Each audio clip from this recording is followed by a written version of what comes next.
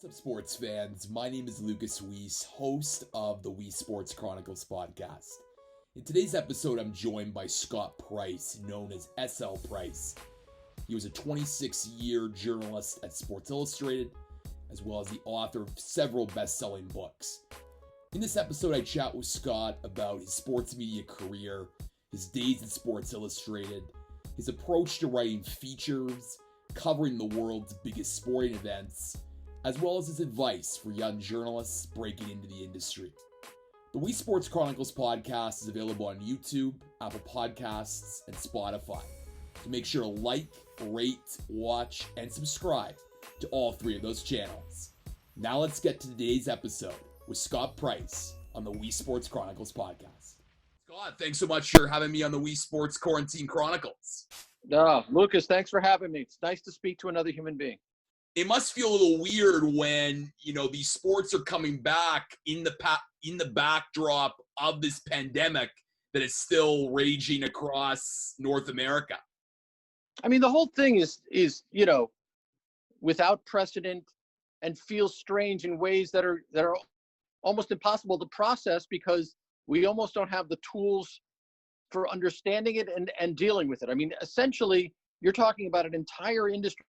And obviously, I'm not just speaking about the athletes here, but about the sports journalists.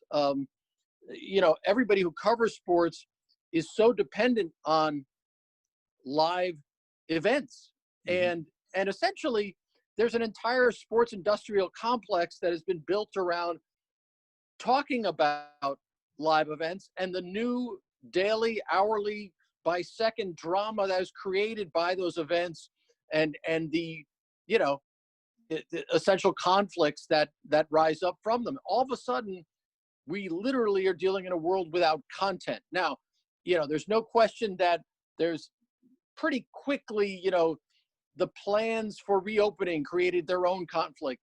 Again, what I'm saying is that the essence of any story usually is some kind of conflict or journey. The fact is both the conflicts and the journeys were halted dead in their tracks for the first time really in sports history, or at least for 100 years. So now, with the reopening and the various plans and the various trepidations on people's parts, the stop and start nature of somebody like Djokovic having his own tournament and nightclub dance parties, and then every gradation from that to nothing getting started at all. You have all kinds of things to talk about. But the fact is that it is a bit of a shadow play, and it does really leave everybody sort of holding onto their hat, waiting for this thing to get started again. And look, in 1995, I wrote a story about Cuba. I went down and did a story on the Cuban sports machine. I ended up writing a book about it, but I was down there 7 different times. And my kicker was, everybody waits. And it was just about how the state of mind of the Cuban people and the Cuban athletes waiting for some kind of change with the death of Fidel Castro or the change in the regime. But in essence, everybody was just sort of waiting. And it really, I sort of felt that eerie resonance from that line over and over the last 4 or 5 months, because everybody's just sort of waiting for it to happen again, for life to happen again. And it's a weird thing, because we're almost not trained as journalists to really process and express that. We're always writing about what's happening and what's new. And there's not a lot that's been happening. And the newness is incredibly repetitive. Yeah, I mean, certainly a challenge for a lot of journalists. And you certainly painted that in your answer. But, you mentioned journey. And the reason why I want to have you on today is to talk about your journalism journey and so accomplished for so many years. You were a graduate of the University of North Carolina, covered Michael Jordan's sophomore year, and I know that we're all crazed with Michael Jordan after watching The Last Dance. Scott, was journalism always your path that you wanted to pursue as a career? Well, yeah. No, I mean, I sort of fell into it. What I mean is, I went to college thinking I was a history major to begin with, and probably was thinking about being a history teacher.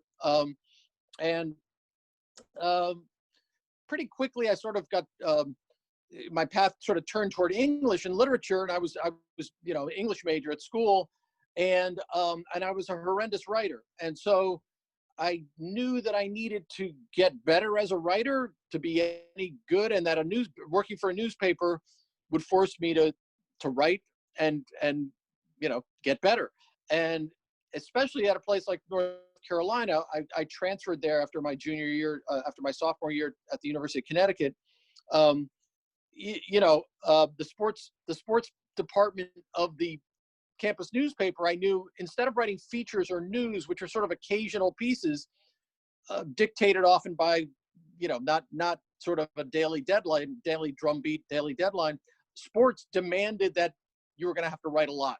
And the one thing I did know was that I knew my weakness and I knew I needed to fix it. And so I love sports, but my biggest impulse was, well, this will be fun and interesting, but more importantly, it'll force me to write a lot. And it just so happened that I dropped into North Carolina at a time when not only was Michael Jordan and Sam Perkins and James Worthy was there at the time, but North Carolina had a top 5 football program for one of the first few times in its history.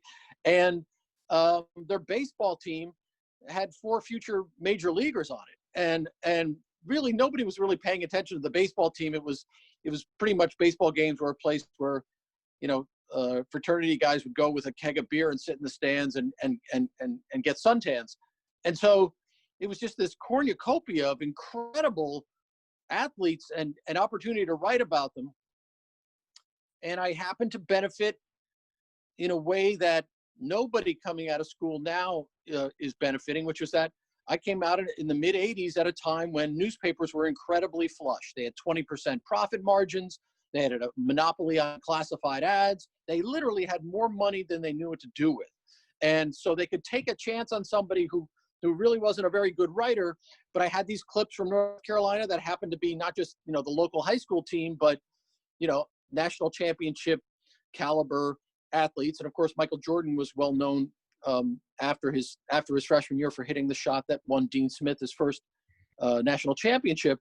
So I got that advantage, and I got a job at the Sacramento Bee, and essentially was hired to sort of be the Sacramento Kings' first beat writer after they moved from Kansas City to Sacramento. And I mean, that was an astonishing amount of luck was involved, and not only that, with people who saw something in me that I certainly didn't see, and really went out of their way to help me. And like I said, for an extremely long period of time, I really struggled as a writer. And not to say that I don't now. Everybody struggles as a writer. If you're not struggling, you're not really trying. But people were incredibly patient with me, and I happened to be the Kings' first beat writer, and I was like 22, 23 years old and scared to death. But the thing that's most important, I've written a lot of features in my time at Sports Illustrated, but what was most important was being a beat writer, and I was in a very competitive situation, which is also rare in newspapers. Even then, it was there were 2 morning papers going up against each other, and actually that had already begun to dry up in the United States. So I realized the value of news. I had to break news, and I had to make even my feature stories. You had to find something, at least move the story forward somehow. You couldn't just tell the same story in your own voice. You were always looking for new information. And that really was the most valuable thing I've ever understood. And only being a beat writer could teach me that, which is that, really, we all want something new. We don't want to read the same thing over and over again, or see the same thing over and again. You got to tell me something new about the subject in hand, whether it's not just journalism, but whether it's a novel or poetry or nonfiction or a movie. It's showing you the world or the subject in a way you hadn't seen it before. And so being a sports beat writer really, really taught me that. And I also, just after being on the Kings, I was also a beat writer on the Giants, San Francisco Giants, for a year, and the 49ers I was a backup beat writer for a season as well. And I was really lucky there too, because I happened to be in San Francisco in the Bay Area from 87 to 90, which was really the first golden age of San Francisco sports. I mean, you had the Giants and the A's in the World Series. I was in the earthquake game on the upper deck of Candlestick Park when the stadium jumped. I covered, Joe Montana's 49ers. And, so I was extraordinarily lucky. I was the beneficiary of some incredible timing in my career. And I wish that I could take credit for it. I'm a guy who grew up with no money. So I could easily sort of fool myself into thinking, I pulled myself up on my bootstraps. But really, I happened to come into the industry at a time when the industry was flush. And there were people who saw something in me who really went out of their way to help me. And I was extraordinarily fortunate in that. A lot to unpack there. And, but I'll talk about and focus on something that you said about not being a good writer, because I think you're right. I think a lot of young journalists and even experienced journalists, you need to still have that, struggle to figure out new ways to say and capture different moments. But for you, what does, struggling as a writer mean? Because anyone can go back to your old clips and see, okay, I've obviously improved as a writer, but was it more finding the right words to explain a certain situation? Was it structuring your stories? What was it? And when did you start to feel like, okay, you were starting to improve as a writer? That's an incredibly great question. And let me put it this way. A few years ago, during the scandal at North Carolina, the academic scandal, I went back to North Carolina to do a piece on just sort of being a graduate I'd written a column sort of slamming the building of the Dean Dome on campus when I was a student. And it was your classic sort of undergraduate, screed and bomb throw.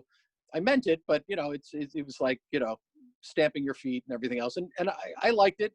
And I think I was right even now. So I wanted to go back and see,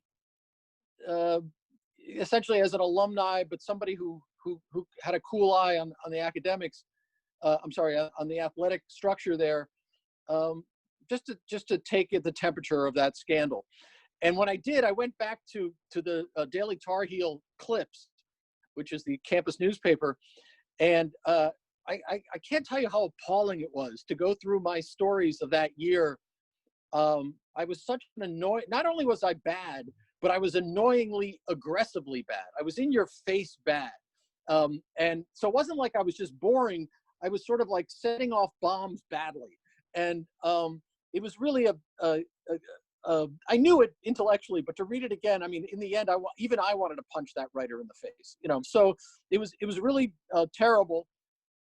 I did, but there was voice. Like the one thing I did have was a voice. It was way too much voice and not enough knowledge or skill, but I had voice, but it was completely undisciplined and all over the map and ridiculous. And then I went to the Sacramento Bee, and like I said, being thrown into a competitive situation gave me a certain discipline. I don't know how many of your listeners will know who Gary Smith is, but Gary Smith is a legendary Sports Illustrated writer, the greatest feature writer, not only in Sports Illustrated history, but really one of the great magazine writers of all time. And everybody coming out of school my age, who was into writing, and believe me, sports writing was a real sort of cult. You sort of fell into it, and everybody was insanely devoted to it. And read everything and compared notes on it, who was good and who sucked and all that stuff. And, I came out of school thinking I wanted to write like Gary Smith, like everybody else. I was sort of a journalistic cliche. But what I didn't understand, and what I did begin to understand once I started covering a beat, was that Gary found out stuff about his subjects that you'd never heard before. At his best, he wasn't just a beautiful writer, he was an incredible reporter. And so I learned it the opposite end, being a beat writer, and came through it that way, and came to understand that. And that understanding certainly informed me but for 6, 7 years, I really struggled to figure out what I was doing. And I tried terrible leads and put song lyrics at the top, and maybe sounded like David Letterman one day, and the voice of God the next. It was just I feel really bad for my editors then. They were incredibly patient. I was breaking deadlines all the time. It was an appalling show all in all. But I eventually I went to see a Mike Tyson fight, and I read a column by Pete Hamill, a legendary columnist for the New York Post, I think at the time. And it was an astonishing column that I'm sure Pete Hamill probably doesn't even remember. It was like one of those pre-fight columns leading up to it. And he wasn't dealing with Mike Tyson. He was dealing with Carl the Truth Williams, the opponent then. And it was just astonishing to watch Pete Hamill be in charge of his column. There was a confidence there and an understanding that even though he was there to be fair and to report what he saw, the column and the writing was his to what he made, his to make, his to create. And there was something of the audacity of that, and the knowledge that really was what. Then I remembered that every single piece that I've ever read, that I admired, the author, the writer, the reporter was fully in command of his material and knew what he wanted to say. And there was something about that settled me. I still made some incredibly egregiously bad paragraphs in my life, but it was always animated by the reporting. And so as long as I sort of kept that as my guiding light, which is just, you've got to make it new. You got to find out something new, push the story forward. Sometimes you push the story forward only an inch, and that's okay. And in the case of Michael Jordan, that's all you're going to do, or LeBron James. And then every once in a while, you'll do a piece on somebody, and you'll get the mother lode, and you'll advance the story a mile. But as long as you do it in some respect, you're doing your job. And there was something about that settled me and calmed me down. And I was an over-the-top writer in many ways. But I remember a professor once said to me, that's okay. It's easier to bring you back. It's easier to tone that down than to gin up a writer who's underwhelming. And so I lucked out because I came from a very bombastic family. And so, we were all a little bit loud and over the top to begin with. And lucky enough, I had enough good editors who sort of drew me back and calmed me down. Well, a really great answer. And I think your point about being an excellent reporter really shines. And I think that's, to me, what stands out with a lot of the Sports Illustrated writers that I've read over the years. Gary Smith and Rick Riley and so many others, where, there may be better writers than they are out there, but their reporting shines above everyone else. Because I think the best stories are the ones that, find the unique angle and really find the unique tidbits and nuggets about a person or a situation that allow the story to really advance. Because in the era of social media, we're all obsessed with, getting a transactional bit of news out first. And, those pieces of news, while they're important, it's over and old in 5 minutes. But a story where you yeah. And Lucas, let me just say something. Look, we are in danger. We're at a very dangerous point in journalism. And the reason is money. I mean, let's be frank here. Mm-hmm. Reporting costs money. I would go and sit on a story for months, making calls. I did John Calipari before he ever talked to me, and I talked to 70 people before he ever talked to me. And then you go and you're 10 days in a hotel, and you're, driving around all over, a few states, and, racking up mileage in a rent-a-car. That costs money and time costs money. And the problem now in the business, of course, is that the industry is cratering. And not only does it cost money, but it often, I would argue, of course, that the best stories, when you break news, certainly will get a response on social media and get clicks and so on and so forth. But the fact is that overall, you're going to have, there are times when you'll report a story and it's a dry hole, but you got to report that story. So the point is that sometimes it doesn't pay off. So that used to be okay when papers and magazines were making great amounts of money. But now editors and publishers are like, well, we can't afford to send you there. Try and get this person by phone. Or, or better yet, just give us your hot take. And, the problem now, and I think, what hasn't been noticed a lot is the sort of the death of the general sports columnist in newspaper, and in general, people who are just, I've been at a place for a long time, and I went to the Super Bowl, and this is what I saw there, and then I went to the World Series, what I saw there.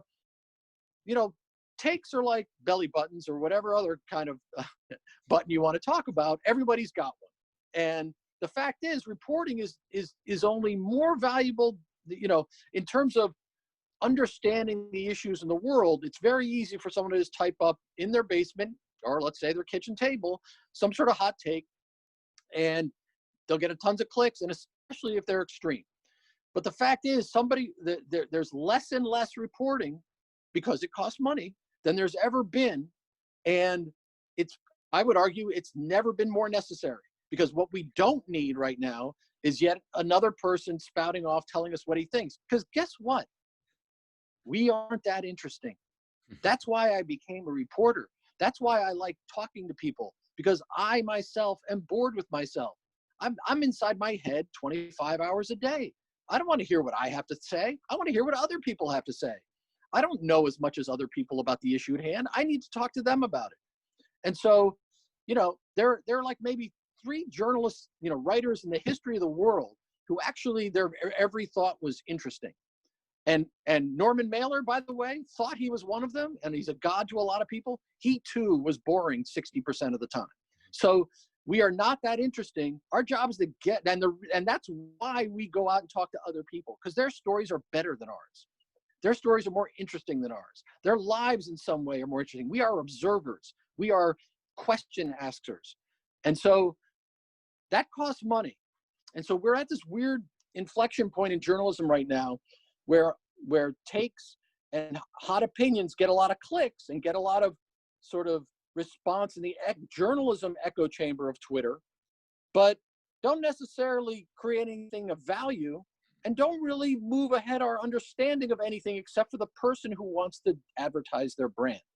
And so until a new business model comes along that is created that can really essentially reward reporting, or at least support it, we're in a foggy place right now in terms of journalism, because and frankly, we can always argue that our time in history is a time of crisis. Every bit of human history is a time of crisis in one way or another. But with the explosion of social media, I would argue that hard fact and understanding of the story at hand from as many angles as possible, so that we get to some semblance of truth, is more important than ever. And we're in danger of being lost right now, because at the same time that's happening, journalism as an industry is losing jobs like at an insane rate.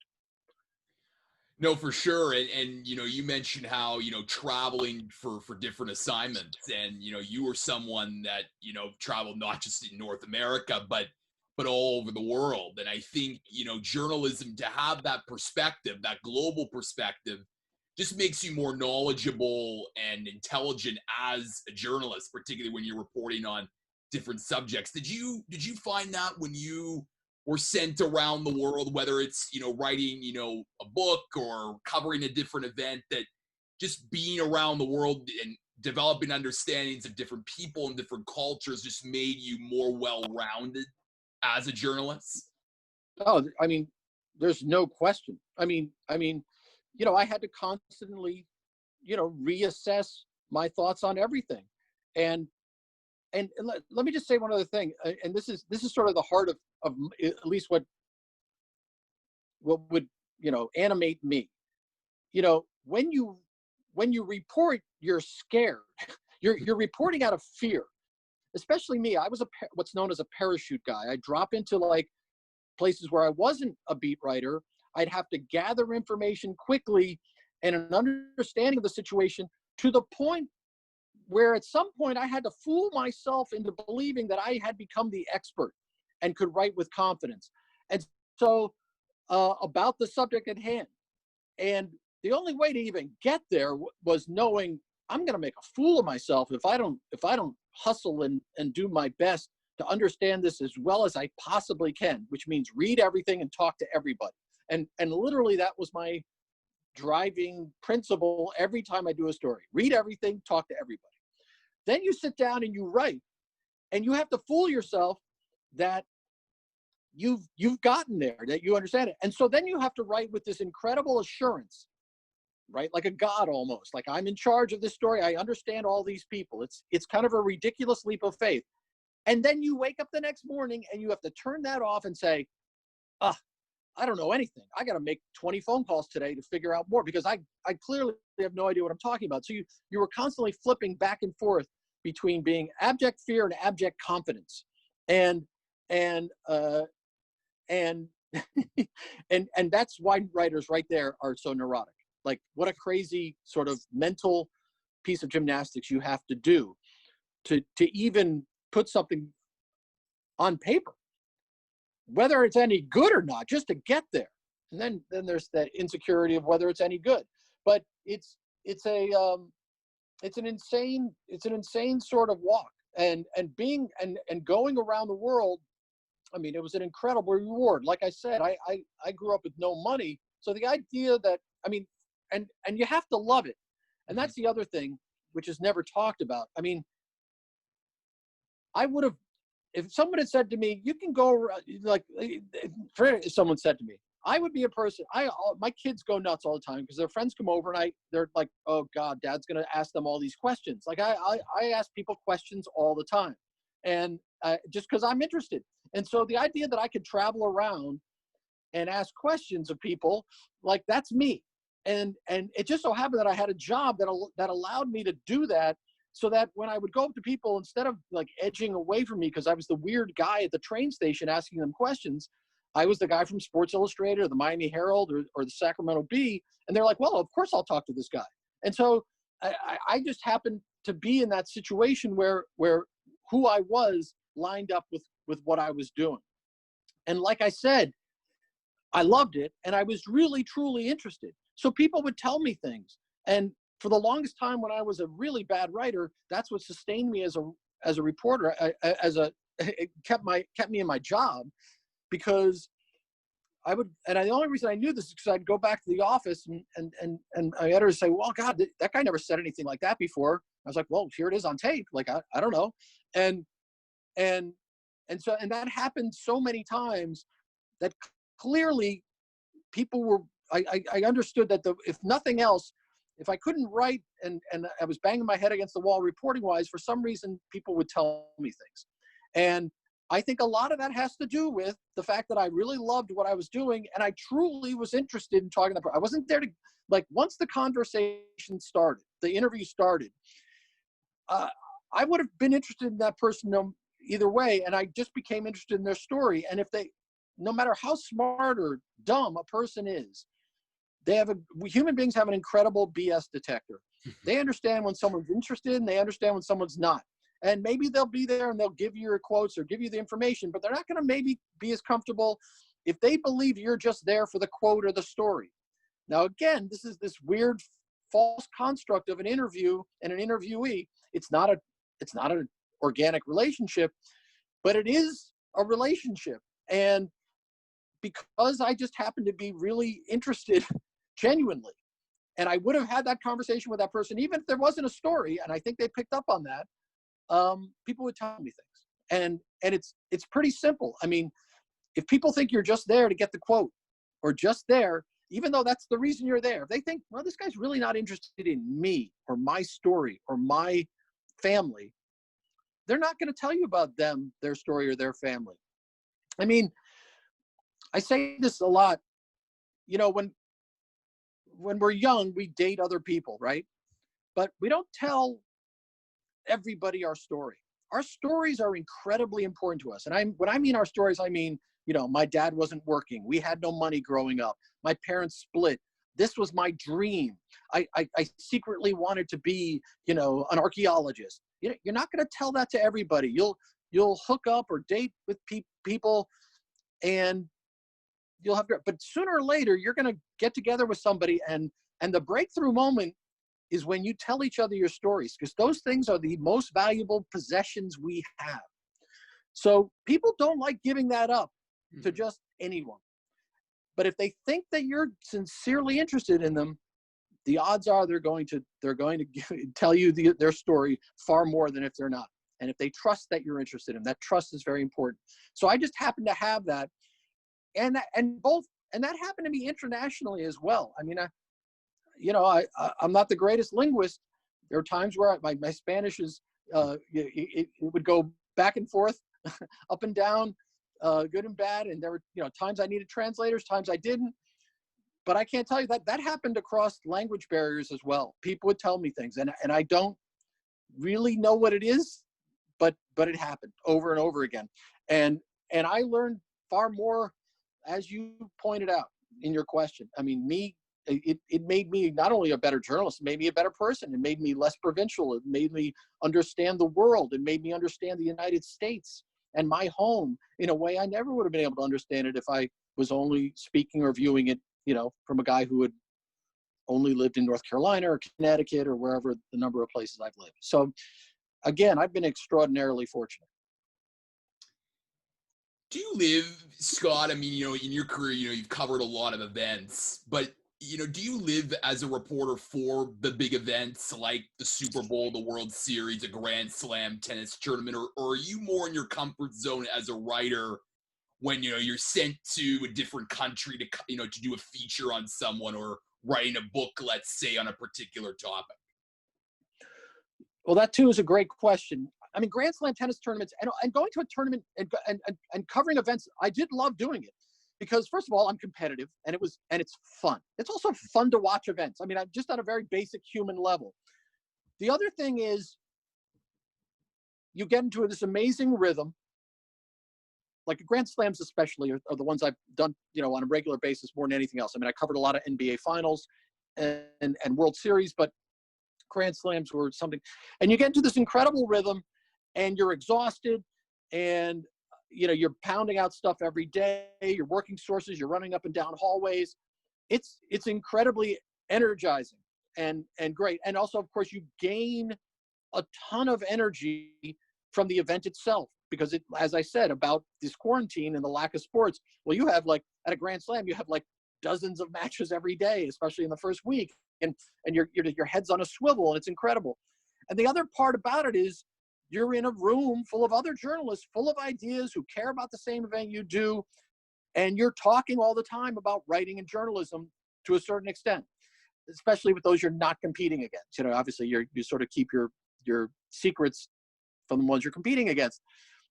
And the other thing is I can't tell you how many times I was at a Grand Slam writing about tennis, where not only would I learn stuff that would lead to me writing a long feature later, not just about tennis. Like there are plenty of I wrote a gigantic story on Pancho Gonzalez that was, because I was at a Grand Slam event talking to other tennis writers and, just chopping it up, as my son likes to say.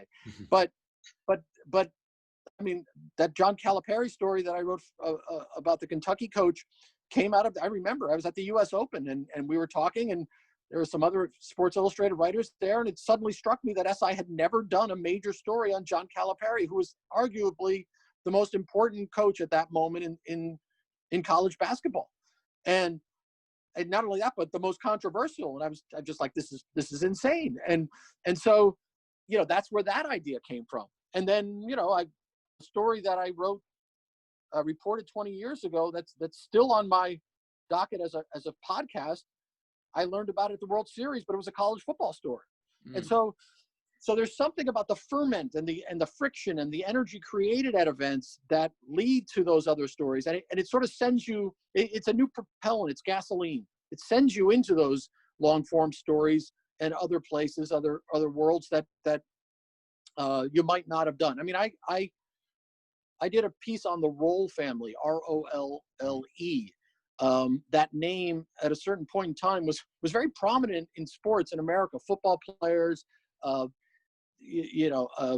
other athletes, and I found it through a tennis player, and that's when it struck me that name had this weird resonance in American life. And I went back to the Bahamas and tunneled into the sort of origins of the name and the family and the slave trade, and it was an incredibly invigorating story that I was all over college football with it, but it started at a tennis tournament. So those events, and you don't know until you go what's going to come out of it, and that's the great thing about it. I mean, it's uncontrolled, and you have to ride that wave, but it's almost incredible. It's so rewarding to do. So those events are, to cover them is a great privilege. You started Sports Illustrated in 1994, and I'm just curious because, look, it was at a time when, again, sports magazines and publications were doing very well,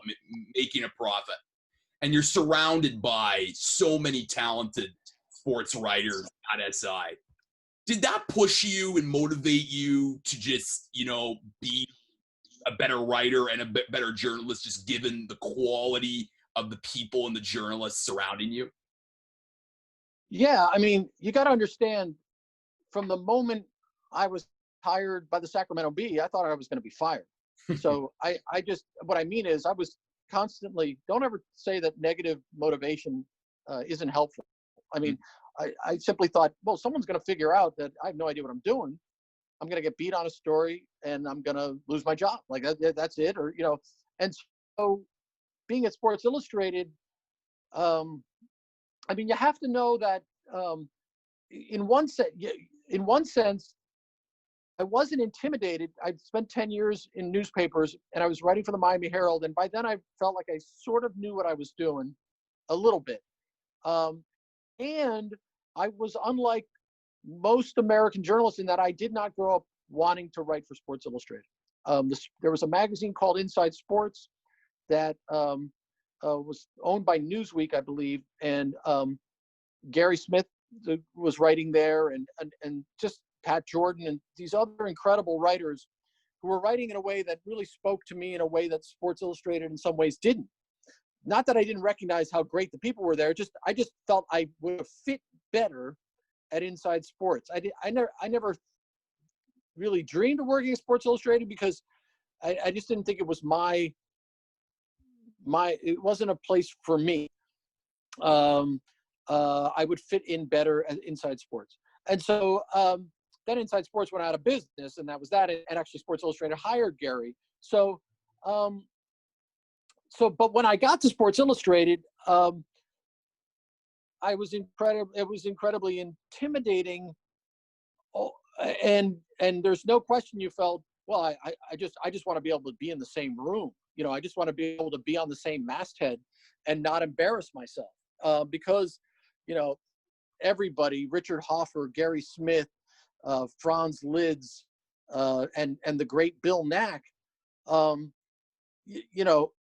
Riley, when he was writing features, this was an incredible lineup of talent.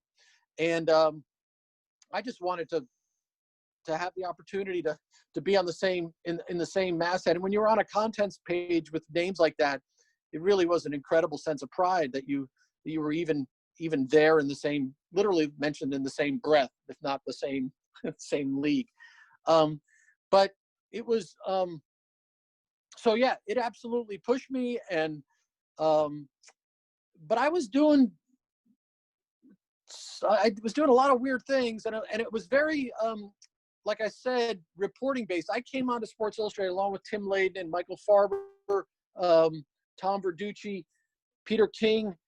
It was at a time when the magazine felt that they were too featurey and needed more reporting. And so, you know what I mean?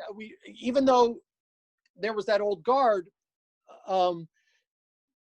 they clearly made it clear that they wanted what I and others could bring to the magazine. So as long as you sort of weren't trying to write like somebody else and were trying to stay in your lane, and I don't mean you couldn't experiment or try things, but as long as I kept that animating principle of reporting and pushing the story forward, I felt like, well, I was doing my job. And so I was justifying my presence there.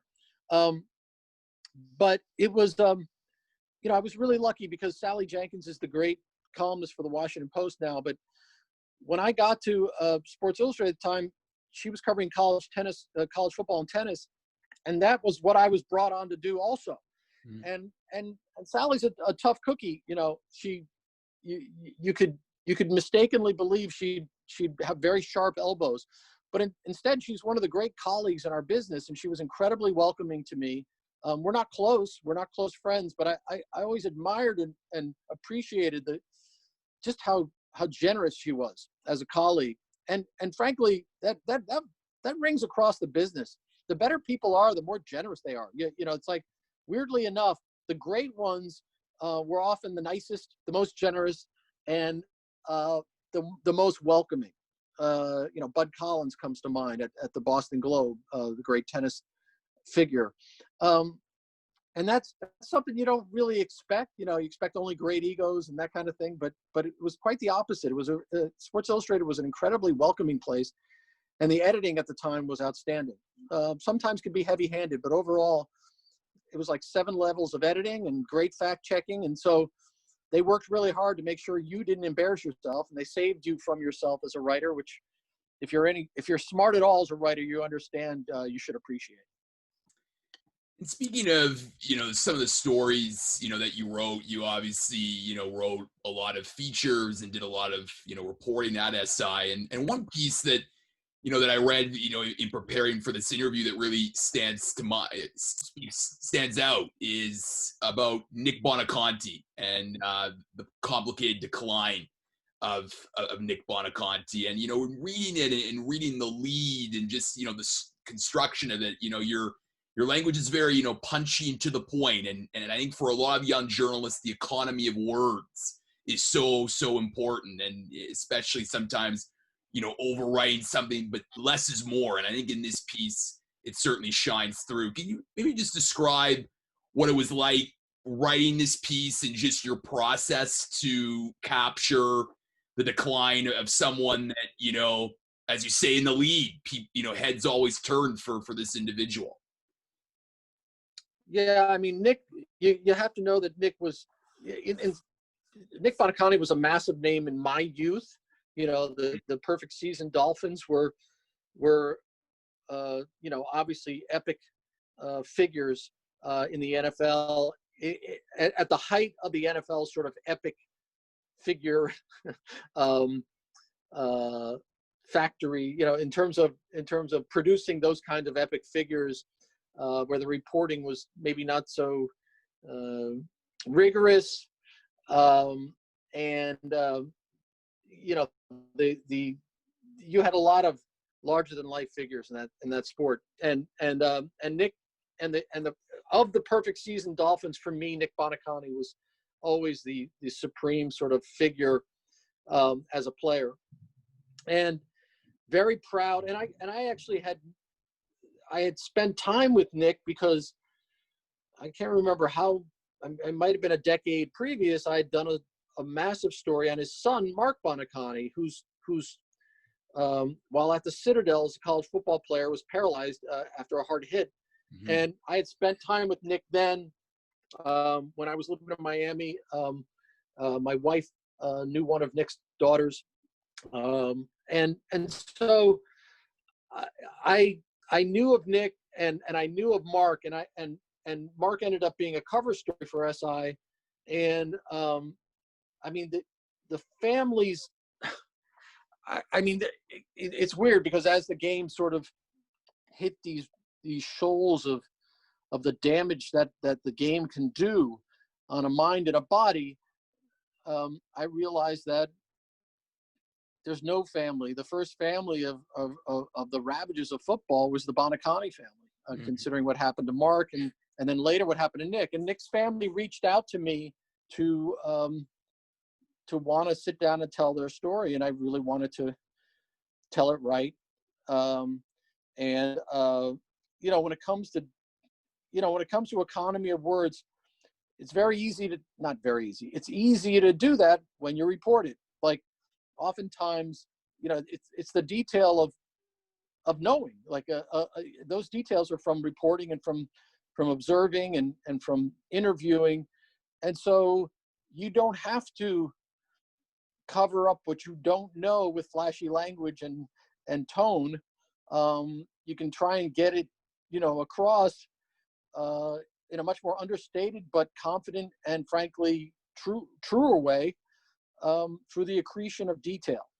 And so that's what I tried to do. And luckily, I was lucky because the Bonacanti family gave me the access because of their history with me and Mark, and allowed me to understand the trials that Nick have gone through. I mean, this guy, it's kind of amazing because he really was an amazing figure. It's not that he was just a great football player. He was also the head of U.S. Tobacco, a player agent who represented, Bucky Dent and other Yankees for a while. And then he was a commentator for 17, 18 years on HBO about football. So this guy had worn so many incredibly different hats in the world of sports, and life, frankly. I mean, the whole sort of argument over CTE so eerily echoes that of tobacco. And Nick was was astride both those fights. And so he's an important figure. And I wanted to tell the story right. And it's funny that you say economy of words, because my editors will tell you that, I always wrote long. I always, it could always be cut. And that's true because I worked so hard and I thought I had a lot of information. Like it wasn't, I don't think, as much for flowery language as it was that I just had a lot of stuff. And certainly with the Bonacanti story did, because the story was like an epic novel. I mean, there's his life was like an epic novel, and what had happened to his son was Greek tragedy. And it's an important story. I hope I came close to telling it well. No, it was a fantastic read, and you talk about your editors having stuff to cut, because I feel like when you're doing feature writing, the research that you do, like you probably don't include a lot of stuff that goes into a feature after the research that you do. So I'm just curious, as a writer, I mean, how do you decide what to include and what not to? And when it's a finished product, like, do you know whether a feature that you wrote is going to be a good one, or does it take days, months, years for it to sort of let it sizzle a bit before you really determine its place in your repertoire of pieces? Well, I will tell you that I'm the least qualified to judge them, because I'm so emotionally attached to it and so engrossed in it and I've read it so many times by the time it's published that I don't even know what it is. And I don't, it's like, it's kind of startling, really, because you'd think after 36 years in the business, I would be able to figure that out. But I can't tell you how many times I've thought, there are times when I thought I nailed a piece, and I'll go back and read it and I'll be like, oh, that was horrible. And then there are times, I can't tell you how many times, where I felt like, oh, well, just missed, or nothing I can do about it. I did what I could in the time I was allotted. That was a miss. That was a failure. And then 10 years later, I'll stumble upon it and think, wow, that really wasn't so bad. And frankly, what's appalling to me is that I still can't tell the difference. I still don't know. I mean, I certainly know when I get information that that no one else has. I know that because I've read so much, whether and that goes back to your original, your first part of the question, which is, what do you leave in? Well, you definitely leave in everything that that you see and hear that you haven't seen written before. I mean, it's sort of a obvious rule of thumb. And there are times when things have been edited out, and I'll go back to the editor and say, look, that's, you got to keep that in. That has never been said before. And they're like, oh, okay. And so, there's that. I mean, obviously, if you can write it in the structure where it's got scenes and visuals as much as words, that's valuable. And the other thing is that, and this is really in the weeds, but I always found that, with the longer pieces, you always have the sections, different sections, and they, it starts and it stops, and they're very, I always found them to be very self-contained. I wanted to prove at least one thing in each section, some sort of point about the subject at hand. And if along the way in that, this is the kind of son this person is, let's say that this is how he was as a son, or this is his life as the son of a father in this household. There are other details that maybe people haven't read before about that person, sprinkled through the paragraphs. But in the end, I'm hoping to prove one point, or at least to present one idea that I hope the reader understands. And so that was sort of my animating principle in sort of terms of the structure. And it is hard to sort of explain what you leave in and we leave out, but in the end, it's very much like writing is very much like singing. It's rhythm. It's a song, and there are certain things that clang, and there's certain things that stick. And I probably can't articulate it any better than that, but when you're humming along and the rhythm is right, you just keep going. I want to end this conversation by looking at the future, and obviously it's so complicated right now with the pandemic and whatnot. And we've talked about just how the industry has changed and in often ways not for the better, just in terms of jobs being reduced. I'm just curious, Scott, in your opinion, for young journalists now coming up. You just can't be a writer right now. You got to be able to write, you got to be able to broadcast and have a lot of different skills, but maybe that's not enough. And I'm just curious, how a young journalist navigates this time trying to find their way in an industry that is in decline. Well, I mean, my tune has changed on that because I was an English major and it worked for me. So you got to be. I was always cautious of that, but still, I thought it held up pretty well. I always felt early on, certainly during the flush days and prior to video, which is really what we're dealing with in a big way. But prior to that, I always felt that the most important thing, and it goes back to sort of me traveling around the world, was that. A journalism degree was kind of useless. What you needed was the experience and a liberal arts education that allowed you to sort of dip into different areas of knowledge easily and taught you how to dip into different areas of knowledge and have an appreciation of cultures and histories of other places and knowledge of a broad knowledge of a lot of different subjects: economics, law, medicine, city planning, sexuality, however you want to, whatever you can name it. And that obviously worked for me, but there's no question now that it's a much more skill-based, Da Vinci-like, meaning you've got to be a Swiss Army knife, in terms of your skill set.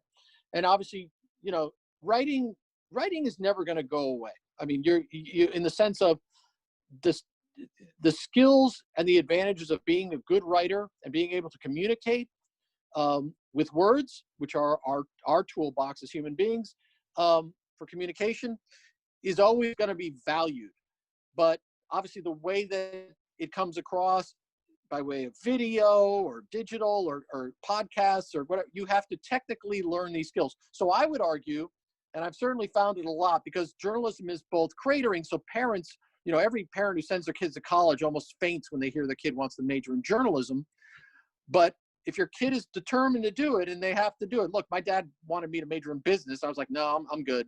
So I understand it, but I would argue that you definitely need some journalism skills that are taught in school that you can get more accessibly in universities. So I would argue that kids should at least double major in journalism and something else.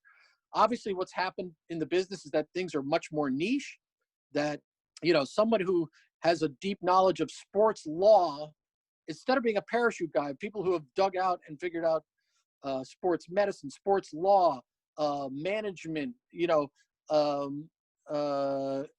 any number of different sort of niches, stadium design, is probably, because of the internet, going to be able to find an audience of people who are interested in those specific things more than a generalist. I'm a generalist, and the day of the generalist is essentially over.